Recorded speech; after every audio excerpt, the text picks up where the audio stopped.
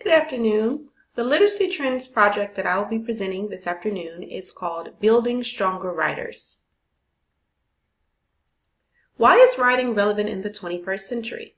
Writing is most often the neglected form of literacy. As a teacher, I have to prepare my students for post-secondary education, careers, and adult life. Literacy has evolved during the technological age, and students must be able to comfortably write and respond to information in a digitized, but also a written format. Writers construct content and meaning in our world through books, texts, research, articles, poetry, scripts, films, etc. Writing is such a thorough form of literacy that it's so important that as educators we teach it. It's essential for my students to be competent and literate adults in the larger global society. Even though right now we're living in the 21st century and a lot of our writing is in a digitized form, at the very format and crux of writing is the ability to be able to concretely write. So it's just so important to me that we're making sure that we're giving writing its due course, especially as we understand the correlation between writing and reading achievement. Writing debunk. There are pros and cons, of course, to every form of literacy. Pros for writing include the high correlation between reading and writing achievement, the technological advances with writing, of course, with word processors and tablet forms. We have writing across the curriculum, meaning in our multiple disciplines and our contents. Writing creates opportunities for post-secondary education, as most of our students will have to do some formalized form of writing as they go into college and beyond. Writing creates opportunities for employment and advanced jobs, and it creates a more literate global society. Cons to writing instruction frequently focus on the increased focus on reading and not necessarily on literacy, and this is a result of the No Child Left Behind Act. There's a lack of scholarly research in writing instruction at the collegiate level. There's a focus on high-stakes testing, and process writing is usually what students encounter on high-stakes assessment, in which most of that writing is an on-demand focused writing. Writing instruction requires a highly trained teacher, and those are some of the points that I'm going to touch on later in this presentation. The technological advances to writing, so as you see here, there are pros and cons with that, because with technology right now, most of our learners are writing in a format with social media and in short texting form, which is not typical of what we would think of when we talk about writing. And then most often the time to teach writing in the daily schedule is just not there, and that just kind of circles back around to the increased focus on the reading and not necessarily writing. Where in the world is writing? So the national view with writing focuses on these important facts. The National Commission on Writing, published in 2003, however, reported that of the 3 R's, writing has become the most neglected in classrooms. Reading and math have also received priority over writing in both research and funding for research, something that I talked about in the previous slide. In 2007, between 80 and 90% of middle and high school students had achieved what NAEP identifies as basic writing skills appropriate to their grade level, but only 31% at grade 8 and 23% at grade 12 were rated as proficient writers. The creation of the Common Core State Standards, however, requires students to learn 3 types of essay writing: argumentative, informational, and narrative. And that is going to be a large point in this presentation, in which the creation of the Common Core State Standards have encapsulated writing in a very focused format, which is a good thing. So with the international view on writing, unsurprisingly, I talk about considering the very narrow lens of research in writing instruction at the national level. The international view yielded even more even less research on writing instruction, which is something that definitely we want to think about as we move forward in our careers. One article that I did find, however, focused on beliefs and practices in Japanese elementary schools. It talks about the discourse of writing, such as the skills, the creativity, the type of genre, and then the social practices in writing instruction, which are similar to what we talk about when we talk about best practices for writing, how you have to teach certain skills, how you want to definitely bring into that creativity for the writer, and then writing across the different genres, and then how socially writing is seen by that culture. So 3 articles that I thought really talked about writing instruction and how it looks in our classrooms today were, I thought, really good points. This article talks about the impact of teacher efficacy and the beliefs on writing instruction. And believe it or not, what you find is that when writers don't get the writing instruction that they need is usually because there's an untrained teacher working with those students, and then that teacher, he or herself, feel a certain way about writing, their ability to write, and then their ability to teach other writers how to write. So just a few points from that article. Teachers must understand the writing process themselves before they can share with students and develop each student's skills as a writer. Teachers must feel confident in their delivery of writing instruction through an effective and systematic process.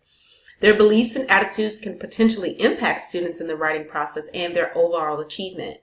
At least part of this inattention to writing instruction stems once again from No Child Left Behind Act of 2001, which resulted in writing being very greatly ignored as a focus on high-stake testing. So that preoccupied educators and students in American classrooms. So there was just a less focus and laser lens on even teaching writing, period.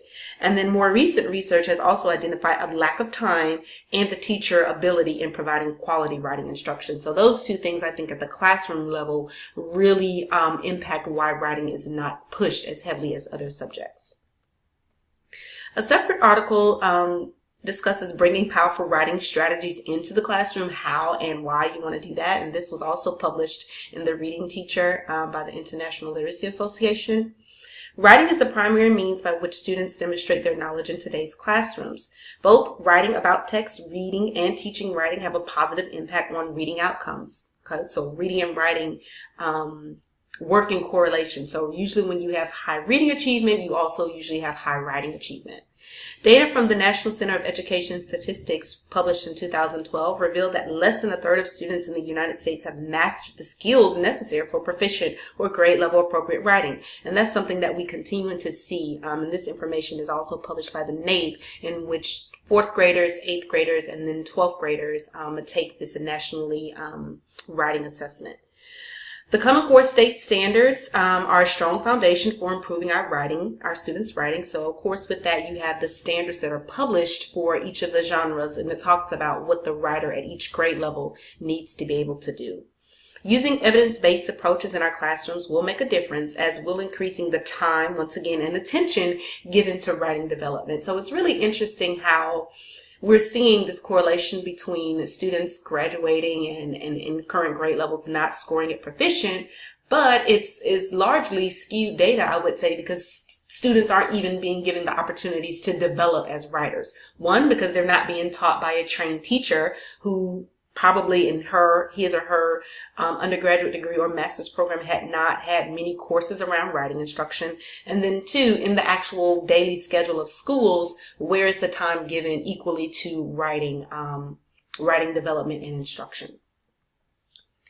And then the 3rd article that kind of talks about teaching writing to expository responses to narrative text, once again published in the Reading Teacher, talks about some of the strategies that you want to use when you're teaching writing. So the ability to shift from reading a narrative text structure to writing a response in an expository format requires a strong grasp of the difference between those 2 discourse styles. So again, with the Common Core state standards, there's really a high emphasis on writing for the different types of genres. So students will need to be exposed to different types of texts in order to appropriately respond in writing to those.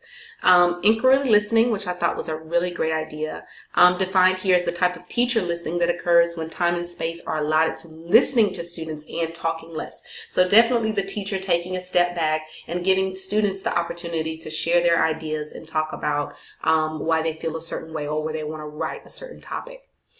This can occur during conversations around specific lessons or books and may involve teacher requests for clarification. And during the guided portion of this lesson, teacher think alouds are very important to make sure that students have a chance to hear think alouds and hear the teacher model generating ideas for the writing process.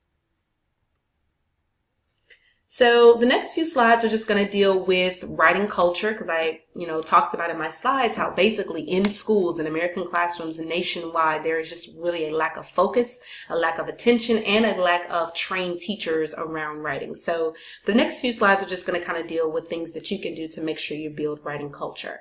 And here are just a few questions. Think about the writing culture in your classroom and school, and then answer the question, what is the writing culture in my classroom and my school? Okay. You can do some writing culture informal writing surveys, and these just kind of talk about asking the student or even asking your grade level colleagues or presenting a professional development to your school-based staff about how they can build writing culture. And so here are just a few questions that I particularly like about asking how you feel about writing, similar to what you would do to an informal reading survey. So if you had a chance to choose or to write in a room, what would it sound like? Do you prefer to write with a pen, a pencil, or on a computer?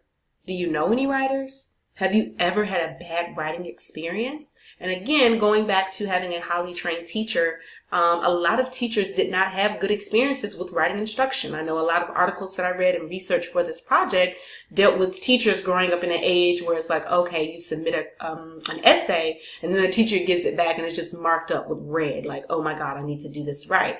And so with that, they were not even themselves given the ability to really develop as writers from a creative standpoint, and a less focus on skills and grammar or whatnot.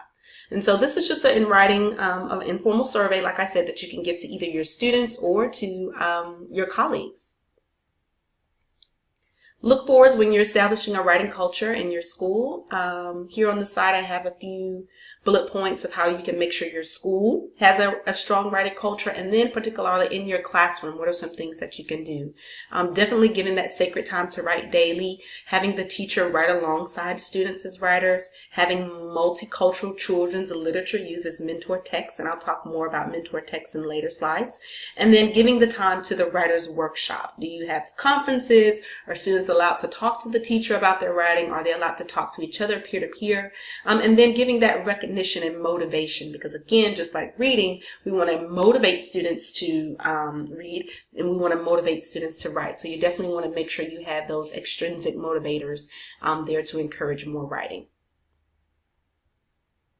So some chief takeaways and the implications for writing culture. How can you promote writing culture in your classroom and school? And what are the implications for practice? So with this presentation, I just developed a few strategies that talks about specifically narrative writing, and I felt like this was a good segue into writing development of the three genres: informational, opinion, or narrative. Narrative probably will be most easy or simpler for students to tackle because it deals a lot with personal experiences. And so I've just developed 3 strategies that I think are really good for making sure you're building strong narrative writers. And they include modeling with mentor text, constructing graphic organizers, and then using the writer's workshop model, incorporating those writing conferences. So here's an article that I found in the Reading Teacher again that talks about using mentor text to teach writing. And this is particularly in science and social studies, but I felt like the article really talked about how strong mentor text really helped to build a strong writer. And here are just a key points. I'm just going to read a few of them that talk about why mentor texts are so important. The purpose of using mentor text in disciplinary writing is to expose students to the genres and writing practices that are situated in particular disciplines. However, students get first-hand opportunities to study how authors within those content areas use language to craft their message and how they structure their text. For students, studying mentor text provides an opportunity to learn firsthand from other advanced writers to become aware of the multiple decisions writers make in crafting their text. So what mentor texts do in a nutshell is just really expose students to strong writers. And what you'll learn from a lot of forward thinkers with writing research, they deal with how mentor text is so important. And so basically what it is just a piece of literature, usually a high quality picture book that teachers use to highlight a writing focus or a writer's craft. This text can be a teacher's own writing, which I thought was particularly interesting. The teacher actually having an opportunity to write a strong writing piece and then having the students look at that. Students get the opportunity to learn from other strong writers, and then the instructional implications with that. You'll use this during a mentor During a writing mini lesson, it's going to exemplify a writing craft, either voice, word choice, conventions, or organization. It can help students to generate ideas. You want to include various genres, fiction, nonfiction, poetry, essays, or articles. Make sure that those mentor texts are culturally diverse. You, as a reader, want to make sure you're reading that fluently with purpose and passion. You want to model. And of course, reading mentor text builds with the closed reading strategies. So here I just have a couple of videos via YouTube about what a mentor text is and how you can see that used in action. And around the screen, I show you some particular books that I think are really good for primary readers with helping them to see mentor text being used in writing.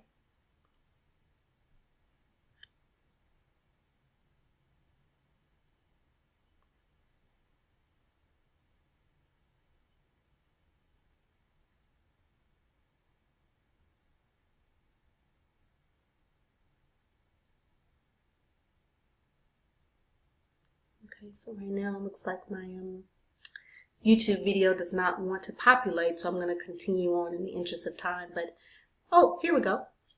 So with that, you definitely just want to give students the ability to see mentor text being used, and then yourself having that time to I'm Dr. Peggy Symington, and I'm going to talk about mentor text.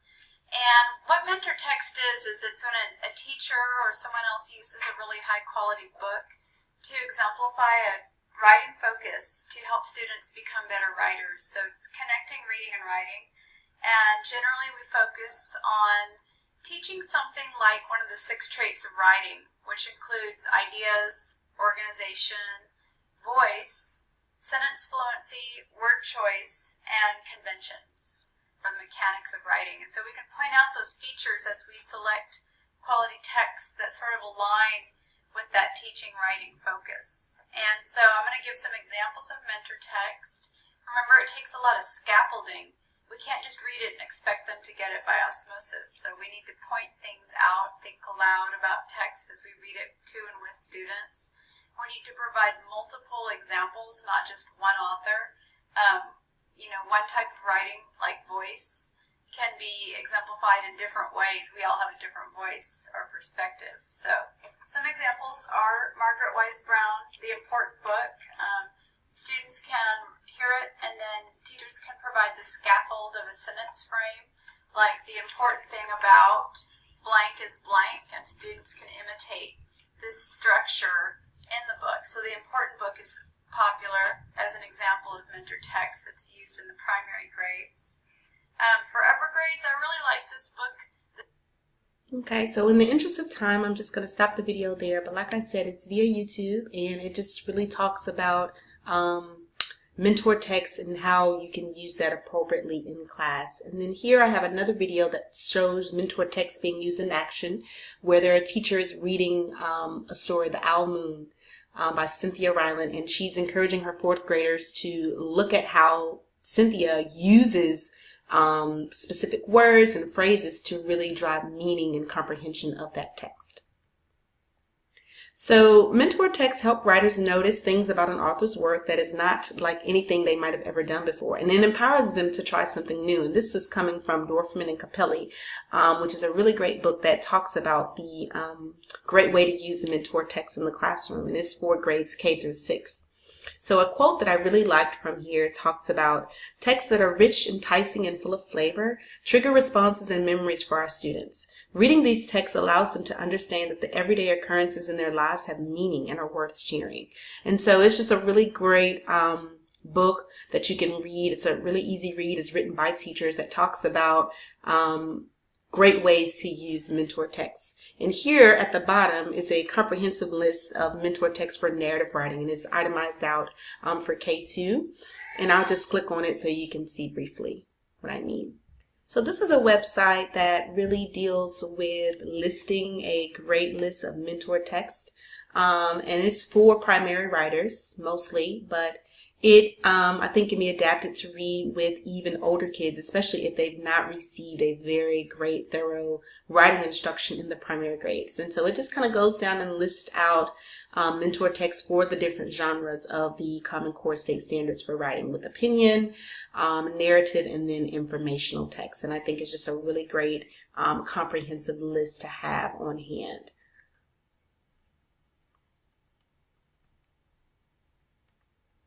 Okay. Also, for the technology piece, because we definitely are teaching digital natives in the 21st century, you want to definitely have those digital ebooks. And digital ebooks can also be used as mentor text. So this particular website I really like, called Tumble Books, is an online library of picture books. It's presented in an innovative and interactive format. It teaches children to read. It gives exposure to a lot of rich vocabulary, just depending on the books. And it includes a lot of great books, favorite authors, fairy tales, as well as best-selling titles. And it's a really great website to help students generate ideas, because the thing with writing is that when you read a lot, when you're exposed to a lot of different genres of writing and a lot of different authors, you tend to have more ideas to generate your own writing practices from. And so this website is called Tumble Books, and I'll click briefly on it just to show you where it is, and it should come up. So here you have the Tumble Book Library, and then you click here, and then it's just curated based on all of the novels here. So it's just a really great website to use for mentor text.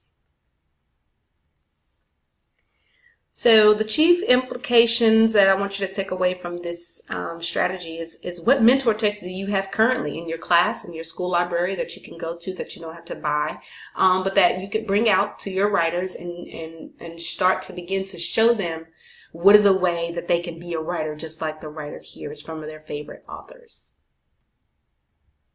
The next strategy that I want to talk about briefly is using skill-based graphic organizers. So I know a lot of us as writing teachers understand the value and the importance of graphic organizers, and how with writing particularly, organizing that information and those ideas is really going to be what helps the reader to get the meaning from the text. So graphic organizers are visual displays that help writers organize ideas or retain information from text. They're very important because it's a visual, especially beginning in the primary or elementary level. Visuals are ways to hit multiple learners, and it also gives them an idea of where to begin. So you definitely want to have that visual piece there.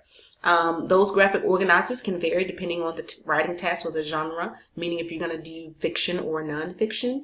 When you're working on specific skills, students should use a graphic organizer that will target that particular skill. So there's so many graphic organizers out there, and they're itemized out to show, like, hey, if I just want to talk about narrowing a topic, then there's a graphic organizer here that starts with a broad topic and then going down, which is very important, especially for our younger writers when they just want to talk about, oh, this is what I got for Christmas, but then that spans into, well, I also wanted this for my birthday, or then, oh, well, then my brother's birthday was here. So graphic organizers are very important for helping the writer to understand and then organize that information so that the person reading has a clear indication of the meaning of the writing piece.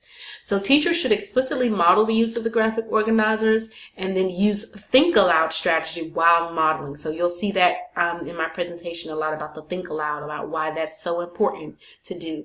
You want to give students opportunities to practice collaboratively and in small groups, and also independently, because I know that is where we'll be able to see if the student was able to master that. Can they do it independently? We do know that whole group, we do know that small group, and we do know that peer-to-peer instruction is the best practice to give that student multiple opportunities to practice. But the independent piece is also very definitely important for the student to be able to do. And then students can construct their own graphic organizers after sufficient modeling and practice. So say, for example, you are specifically focusing on narrative writing, and then you've modeled over and over again a graphic organizer. At some point, that student can create their own. And so imagine just how much more powerful that is, because you've given them the framework, but now they're able to intrinsically make their own graphic organizer and write information. And that's how you know you really have a true writer there. Here is a Powtoon video on YouTube that talks about how to use a personal, how to use a graphic organizer to make a personal narrative. And it's really quick, so I'll just click it here just to show.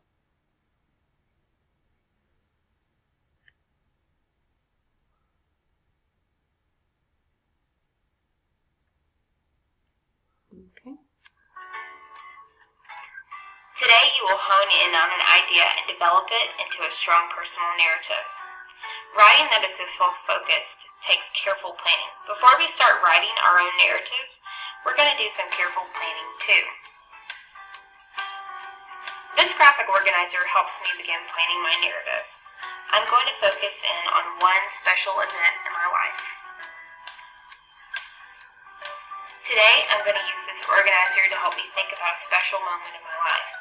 Watch as I use the organizer to plan my narrative about the time that I volunteered to help clean up the beach and found a glass fishing float stuck in the sand. Take a minute to turn and talk. Partners, examine my graphic organizer and think about how it might help me as I begin to draft my personal narrative. Okay. So again, that's just a nice video about using graphic organizers in the classroom. And that's something that you can show your students how to use graphic organizers as well. So with the narrative writing, you can use a graphic organizer similar to the one they showed in the video, or one just like this.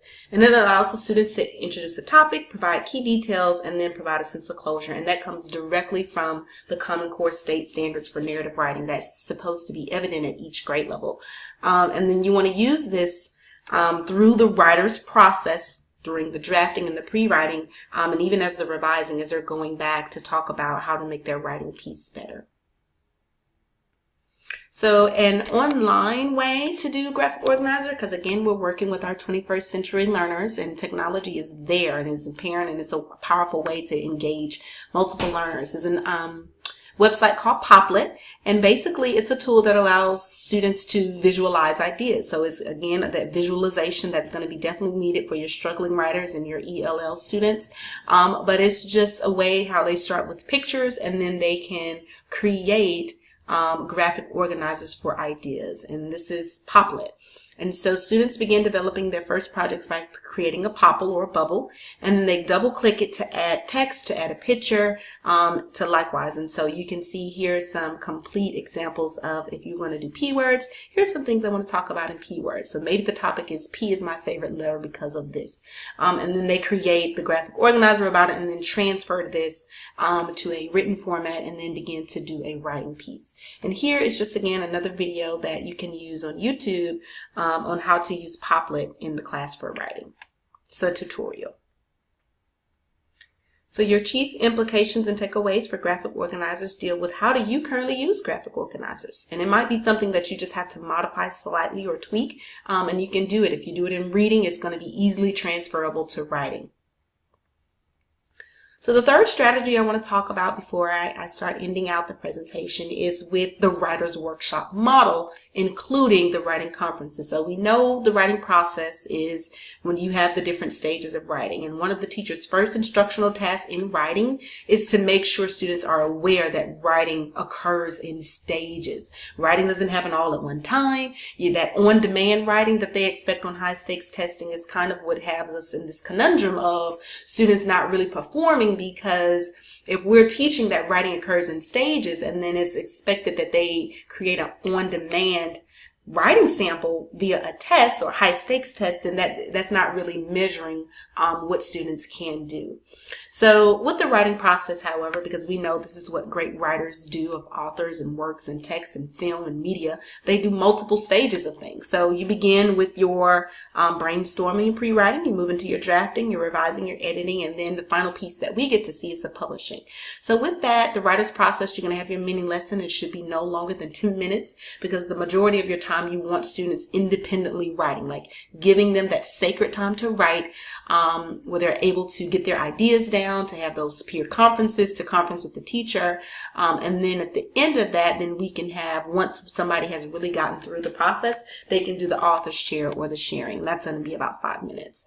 So with the writing conferences, those can be teacher or student writing conferences. So there's a one-on-one conversation between the teacher and their writing. And here again is another YouTube video that just models how a teacher and a student are talking about the student's writing. And that focuses on the writer and the writing, not necessarily on grammar or mechanics, but really on developing those ideas and getting valuable feedback that can help build voice and word choice and vocabulary. That feedback is going to enhance the writing, and that conference usually will last about 5 to 10 minutes. And you really want to give students that time to talk about their writing and help them develop deeper ideas and give details. The peer conference is when there's a one-to-one conversation between two students about the writing. And again, that's another YouTube video that just kind of shows how that would look in a classroom. And, you know, peer-to-peer collaborative planning is so important for students because they listen to each other. And so giving them the opportunity to talk about their writing and show that encouragement and pride, that's another powerful motivator to help writers continue writing. And that can also occur in the small groups. So a digital format of writing would be the Writer's Workshop, and I found this really great website called Digital Storytelling. And so basically what you have is still going through the writer's process, how you start with an idea and then you develop it and then you go back through, and it's the draft. Then they can include multimedia with that or hypermedia to add those pictures and those interactives, and that really is a powerful motivator in the 21st century to make sure we're encouraging our learners, because a lot of things they encounter now will be in a formal digital storytelling format. And so it includes images and video and narration example. They can even add music to it, and just think about the levels of engagement and the way that that helps to generate even more ideas about the writing topic. And so that's called digital storytelling. Another great website is StoryJumper. And what you have there is students create their own text. Just again, basically it's just in a digitized format, and this is most probably what you would use with younger writers. And they have the option to upload even their own photos, and it's most recommended for the narrative writing because you're adding that setting and the characters and the details and the point of view, and those are things that usually occur with narrative writing. Multiple people can edit this same story at one time, so there again you still have the opportunity for the conference type model with either the teacher doing that or a peer, and then they can share the book and get positive feedback from the community. So once they're done with their text, they can publish that, and then that's a way for parents to look at it, a way for volunteers, a presentation, perhaps even for a grade level or a school-wide assembly, again, which builds the writing culture. And it gets students excited about writing and sharing what they do. And so this is just called StoryJumper, and here's the website. And you just go there and you will probably do a mini lesson on this with your students to show them like, hey, this is how we can create our own books, and this is a great way for us to do it in a digitized way. So I really enjoyed it when I looked at it and I was doing the research for this. And they can add their own narration to that. How cool is that? Like, I've published a book and now I can add my own voice. So what we have in the digital stage of ebooks and audiobooks, it's just a way to do that at the primary or elementary level. And I think this can even be adapted for middle or high school students. And one more app that I did like, because you definitely during writing, you want to make sure you're hitting that grammar and mechanics, and you don't want to, distance that like that's something separate, because it is important to writing to make sure that the reader is not getting lost in errors. It's just a app that you can use to focus on those skills of grammar, which are really important in writing. And this might be done during the editing phase of it. So it's an app that you can download on a tablet or a smartphone, and then students evaluate and edit peers' writing. They can get feedback here, and they can also work on grammar and vocabulary and word choice, which we know builds very strong writing. And so it's just another great way for students to get engaged, to give feedback, to learn, and just to keep them encouraged about writing and why writing can be fun and important to do. One other piece that I want to touch on before I start closing out is talking about the assessment of how do you grade and monitor writing. And as you can see with this presentation, there's so many components with writing that we have to hit. But this is an assessment piece that is student driven, where students talk about their writing and they independently record and discuss what's going on. And so it's a way for parents to stay in tune. It's a way for teachers to formatively assess students. It's in a digital format, which deals with the 21st century learners that we're teaching. And then it's just a window into what students are doing. And so Seesaw can be used across the curriculum and with any subject, but particularly for writing, I think it's a great tool because it just really shows how a student might have started out. You can essentially record the entire writing process of that student and show how they started here with just a simple idea and went through the writer's workshop model to then come to a final published piece. So that app is called Seesaw, and that is free of charge for teachers. So I really thought that was kind of cool. So my chief implications and takeaways for Writer's Workshop revolve around what materials and resources would you need to successfully implement Writer's Workshop, and then how would you manage the student writing conferences during that time? Because just like you have your guided reading groups, Writer's Workshop is a workshop model in which you might have small groups of students working. You might be meeting with one student or a group of students, but how would you as a teacher manage all of that is what in which is going on. And so those are conversations and questions that you want to have at your school-based teams and with your instructional coaches about the proper way to manage the Writer's Workshop model. With differentiation in writing, last topic I kind of want to discuss is that you want to meet your students where they are. So differentiating reading, we differentiating math, we differentiating science and social studies. So with writing, there's no difference. So for all your writers, when you're using those mentor texts particularly, you want to make sure that you provide multicultural texts that students can identify with. For those struggling writers, and just like you have with your struggling readers, you want to front load. And front loading occurs when a teacher implements like a pre-reading experience that exposes and clarifies important information in a text, such as vocabulary. So you're providing that scaffolding. It might be similar to closed reading, where you're reading the same text over and over and you're pulling out vocabulary and phrases that might be particularly challenging for your struggling writers. And then for your ELL students, you definitely want to make sure you're providing those visual images so that students can see. They can help to generate a picture, especially if the language is different from home, in which they can understand concrete ideas. And then those think alouds are very important. Writers need multiple opportunities to see, to write, to think, and to generate ideas. So they need a very explicit modeling from the teacher with mentor text, with think alouds, with using graphic organizers. And that's the way to make sure that you're really meeting the students where they are.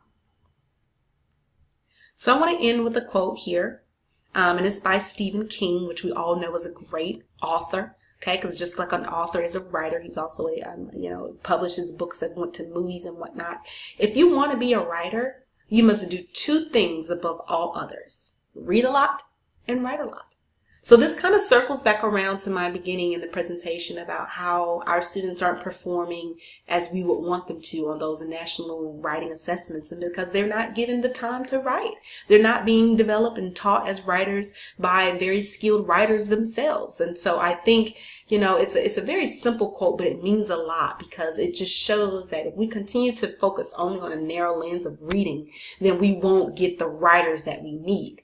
And so it's just important to make sure that we're giving our students time to read a lot, but we're also giving them the time to write a lot as well. And so I want to thank you for your time and attention to today's professional learning, and let's strive not to be writing teachers, but to be teachers who write.